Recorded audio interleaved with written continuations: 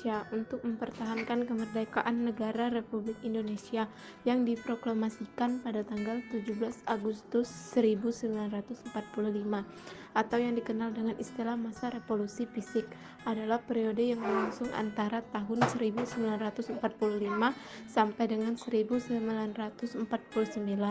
Perjuangan bangsa Indonesia mempertahankan kemerdekaan itu dimulai sejak berakhirnya kekuasaan Jepang akibat kekalahan Jepang dalam Perang Dunia Kedua melawan Sekutu. Penyerahan Jepang kepada Sekutu ditandatangani pada tanggal 15 Agustus 1945.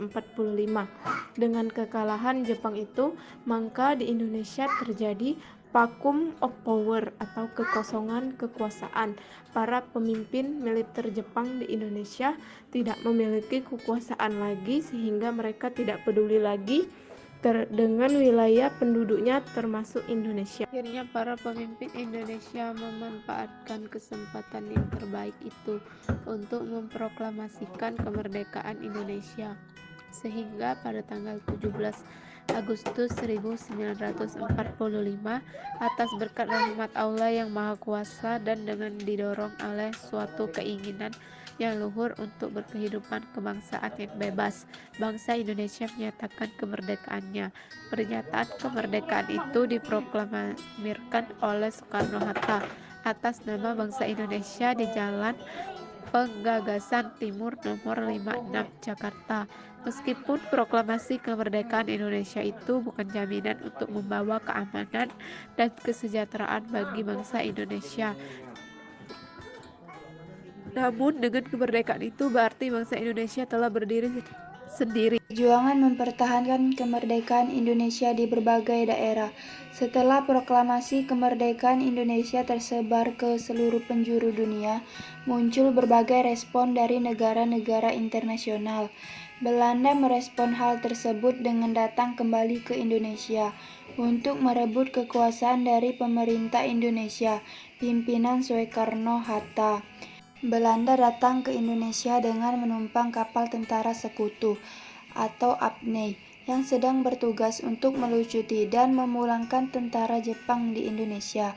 Pada 15 September 1945, pasukan Belanda tiba di Jakarta dan berupaya untuk menaklukkan beberapa wilayah Indonesia. Rakyat Indonesia merespon kedatangan Belanda dengan melakukan perlawanan di beberapa daerah, di antaranya Pertempuran 10 November di Surabaya. Dalam buku 10 November 1945, Gelora Kepahlawanan Indonesia 1992, karya Berlan Setia Dijaya. Pertempuran di Surabaya dipicu oleh insiden perobekan bendera di Hotel Yamato dan tewasnya Malabi atau perwira Inggris. Pada 10 November 1945, Sekutu memberikan ultimatum kepada rakyat Surabaya untuk menyerah dan memberikan persenjataan mereka kepada APNEI. Ultimatum tersebut diajukan oleh rakyat Surabaya dan mereka memilih bertempur mempertahankan kemerdekaan Indonesia. Kolonel Sungkono dan Bung Tomo membakar semangat bertempur rakyat melalui radio perjuangan. Diperkirakan ribuan rakyat Surabaya meninggal dalam pertempuran ini. Untuk mengenang keberanian rakyat Surabaya, tanggal 10 November dijadikan sebagai Hari Pahlawan. Pertempuran Ambarawa. Pertempuran Ambarawa berlangsung pada 26 Oktober sampai dengan 15 Desember 1945. Latar belakang pertempuran ini adalah keinginan Sekutu untuk mengambil alih kota Ambarawa. Latar belakang terjadinya pertempuran ini adalah perampasan dan penginjakan lencana Merah Putih oleh pasukan Sekutu. Selain itu, pasukan Sekutu juga mengeluarkan ultimatum kepada rakyat Medan agar menyerah dan memberikan persenjataan kepada Sekutu. Namun, ultimatum tersebut tidak diindahkan oleh rakyat Medan, sehingga Sekutu melancarkan aksi militer pada 10 Desember 1945. Latar belakang terjadinya peristiwa ini adalah ultimatum tentara sekutu yang memerintahkan pengosongan kota Bandung pada 24 November 1945. Tentara Keamanan Rakyat atau TKR menolak ultimatum tersebut dan bersiap untuk melakukan perlawanan di kawasan Bandung Utara. Baiklah, di sini saya akan menjelaskan materi mengenai perjuangan diplomasi mempertahankan kemerdekaan Indonesia. Yang pertama, Perjanjian Linggarjati. Perjanjian ini dilaksanakan di Desa Linggarjati, perbatasan antara Cirebon dan Kuningan. Pada tanggal 11 November 1946, Indonesia diwakili Sultan Syahrir, Aka, Gani Susanto, Tirto Projo, dan Muhammad Roem. Pihak Belanda diwakili Sechehermerhon dan penengah dari pihak Inggris diwakili Lord Killearn. Hasil dari perjanjian ini antara lain Belanda mengakui secara de facto wilayah Jawa, Sumatera, dan Madura. RI dan Belanda membentuk Republik Indonesia Serikat atau RIS. RI dan Belanda membentuk Uni Indonesia Belanda, Ratu Belanda sebagai ketuanya. 2. Perundingan Renville. Pernah kebayang nggak ngadain perundingan di atas sebuah kapal perang? Nah, ini pernah dilakukan pada 8 Desember 1947 sampai 17 Januari 1948. Ada sebuah perundingan di atas kapal perang Angkatan Laut Amerika Serikat bernama USS Renville. Maka dari itu perjanjian ini disebut dengan perjanjian Renville. Saat itu Indonesia diwakili oleh Amir Syajarifuddin dan Belanda diwakili oleh Abdul Qadir Widjojoatmojo. Dihadiri pula Komisi 3 negara yang diwakili oleh Richard Kirby, Paul van Zeeland, Frank Graham. Adapun hasil dari perundingan ini ialah penghentian tembak-menembak. Daerah-daerah di belakang garis Venmuk harus dikosongkan dari tentara Indonesia. Belanda bebas membentuk negara federal di daerah-daerah yang diduduki melalui jajak pendapat terlebih dahulu. 3. Konferensi Meja Bundar atau KMB. Kali ini ada sebuah perundingan yang dilakukan di Den Haag, Belanda pada 23 Agustus 1949 sampai 2 November 1949. Nama perundingan tersebut ialah Konferensi Meja Bundar. Iya, namanya Meja Bundar karena meja untuk konferensi memang membentuk sebuah bundaran. Pada saat itu Belanda diwakili Mr. van Marspen. Perwakilan Indonesia diwakili oleh Muhammad Hatta dan delegasi UNC ialah Chiricelli. Adapun hasil dari konferensi Meja Bundar ialah Belanda mengakui kedaulatan Republik Indonesia Serikat atau RIS. Masalah Irian Barat diselesaikan setahun kemudian. RIS harus membayar utang-utang Belanda sampai pengakuan kedaulatan. RIS mengembalikan hak milik Belanda seperti perusahaan-perusahaan Belanda. 4. Agresi militer Belanda 1. Diluncurkan oleh Belanda pada 21 Juli 1947. Dalam agresi ini, Belanda berhasil merebut sebagian wilayah Jawa Barat, Jawa Timur, dan Jawa Tengah. Agresi militer Belanda 1 mendapat ancaman dari PBB serta India dan Australia. PBB kemudian mengusulkan agar diadakan gencatan senjata. 5. Agresi militer Belanda 2. Dilaksanakan pada 19 Desember 1948. Pada agresi ini, serangan langsung diluncurkan pada ibu kota negara Indonesia yang pada saat itu adalah Yogyakarta. Pada agresi ini, presiden, wakil presiden, serta beberapa tokoh penting lainnya berhasil ditangkap oleh Belanda. Sebelum ditangkap, Insinyur Soekarno yang saat itu menjabat sebagai presiden telah mengirimkan pesan agar membentuk pemerintah darurat Republik Indonesia atau VDRI dengan ibu kota Bukit Tinggi. 6. Perjanjian Roem-Roygen atau juga disebut Perjanjian Roem-van Roygen adalah sebuah perjanjian antara Indonesia dengan Belanda yang dimulai pada tanggal 14 April 1949 dan akhirnya ditandatangani pada tanggal 7 Mei 1949 di Hotel des Indes, Jakarta. Hasil pertemuan ini adalah Angkatan Bersenjata Indonesia akan menghentikan semua aktivitas gerilya. Pemerintah Republik Indonesia akan menghadiri konferensi Meja Bundar. Pemerintah Republik Indonesia dikembalikan ke Yogyakarta. Angkatan Bersenjata Belanda akan menghentikan semua operasi dan membebaskan semua tawanan perang. pada tanggal 22 Juni. Sebuah pertemuan lain diadakan dan menghasilkan keputusan. Kedaulatan akan diserahkan kepada Indonesia secara utuh dan tanpa syarat. Sesuai perjanjian Renville pada 1948, Belanda dan Indonesia akan mendirikan sebuah persekutuan dengan dasar sukarela dan persamaan hak Hindia.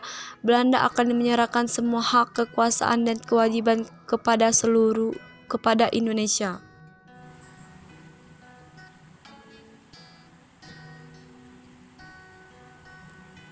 Cara mengisi dan mempertahankan kemerdekaan Indonesia.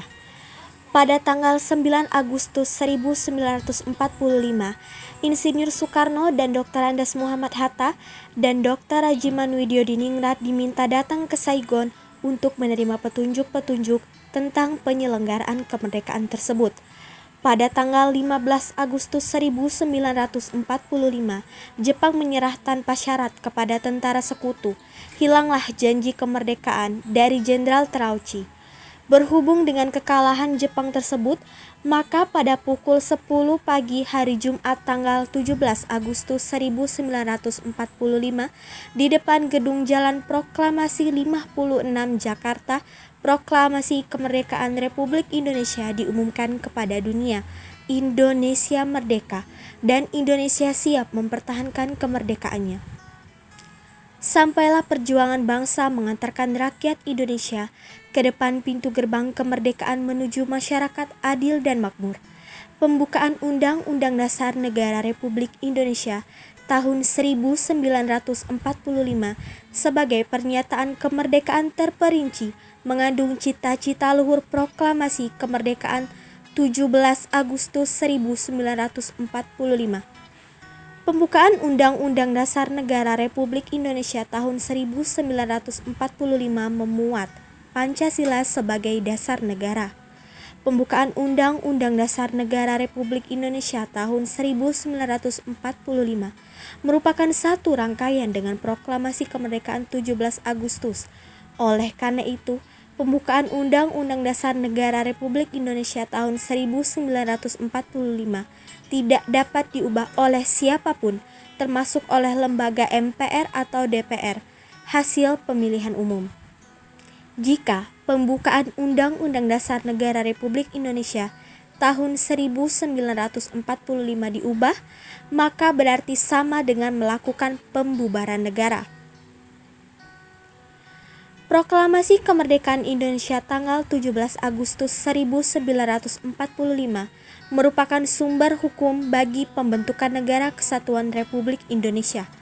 Proklamasi kemerdekaan telah mewujudkan negara Republik Indonesia dari Sabang sampai Merauke. Namun, negara yang diproklamirkan tersebut bukan merupakan tujuan semata, melainkan hanyalah alat untuk mencapai cita-cita bangsa dan tujuan nasional, yaitu mencapai masyarakat yang adil dan makmur berdasarkan Pancasila. Proklamasi Kemerdekaan Indonesia mengandung arti sebagai berikut. Yang pertama, lahirnya Negara Kesatuan Republik Indonesia. Yang kedua, puncak perjuangan pergerakan kemerdekaan Indonesia. Yang ketiga, titik tolak pelaksanaan amanat penderitaan rakyat. Yang terakhir, lahirnya tata hukum Indonesia. Oleh karena itu, sebagai warga negara, dalam rangka mewujudkan rasa syukur atas proklamasi kemerdekaan dapat dilakukan melalui beberapa hal sebagai berikut. Yang pertama, mensyukuri nikmat kemerdekaan dengan jalan mengisi kemerdekaan sesuai dengan kemampuan, keahlian, dan keterampilan masing-masing. Yang kedua, menghormati dan menghargai jasa-jasa para pahlawan pejuang bangsa dengan cara meneruskan amanat cita-cita perjuangan bangsa. Yang ketiga, memelihara dan menjaga persatuan dan kesatuan bangsa dengan jalan meningkatkan sikap toleran dan kerjasama antara warga masyarakat. Yang keempat, menjaga keutuhan dan kedaulatan bangsa dengan cara rela berkorban demi kepentingan bangsa dan negara, serta kesiapan dalam rangka bela negara. Yang terakhir ialah meningkatkan kemandirian bangsa dengan jalan memperkuat sendi-sendi peri kehidupan bangsa di segala bidang. Ipolek Sosbudhankam. Cara mengisi kemerdekaan. Yang pertama, belajar dengan sungguh-sungguh. Yang kedua, mengikuti upacara dengan hikmat. Yang ketiga, menciptakan kondisi masyarakat yang aman dan saling toleransi satu dengan yang lainnya. Yang keempat, meningkatkan penguasaan ilmu pengetahuan dan teknologi untuk membangun bangsa. Yang terakhir adalah meningkatkan pembangunan di segala bidang dan merata di seluruh daerah di Indonesia.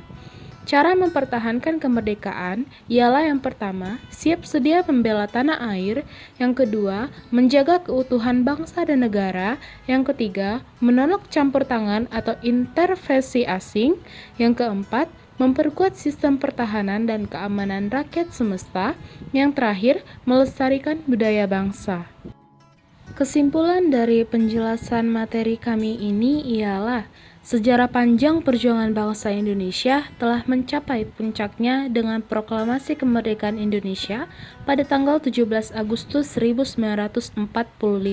Waktu itu, Jepang mengalami kekalahan dengan sekutu, sehingga keadaan ini dimanfaatkan sebaik-baiknya oleh bangsa Indonesia untuk memproklamasikan kemerdekaannya. Dengan proklamasi inilah negara Indonesia terlahir. Proklamasi Kemerdekaan Indonesia tanggal 17 Agustus 1945 merupakan sumber hukum bagi pembentukan Negara Kesatuan Republik Indonesia. Proklamasi kemerdekaan telah mewujudkan negara Republik Indonesia dari Sabang sampai Merauke. Namun, negara yang diproklamirkan tersebut bukan merupakan tujuan semata, melainkan hanyalah alat untuk mencapai cita-cita bangsa dan tujuan nasional, yaitu mencapai masyarakat yang adil dan makmur. Demikianlah penjelasan dari materi kami hari ini yang berjudul Mempertahankan Kemerdekaan Indonesia. Jika ada salah-salah kata, kami mohon maaf. Atas perhatiannya, kami mengucapkan terima kasih.